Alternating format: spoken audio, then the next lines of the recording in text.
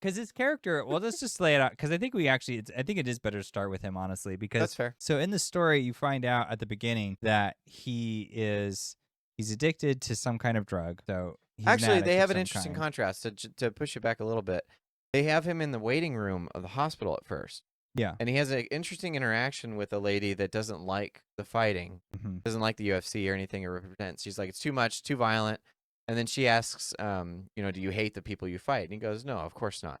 Yeah. But he's just softly taking her criticism, her critiques, Yeah. and then kind of giving us a slight explanation, but not pushing. And then it shows that she has a grandson or something that wants his autograph. Then he goes up and he gives the autograph, and then he signs it out to the kid's brother as well. And he says, hey, no fighting.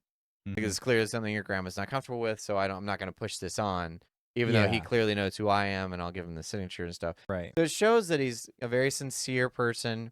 He's very mild-mannered.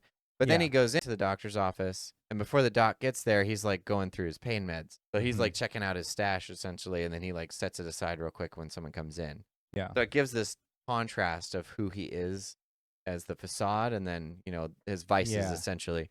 Yeah, actually, facade's probably a wrong word. I mean, he does seem like a sincere person as he was portrayed. The two things can be true at once, Right. basically.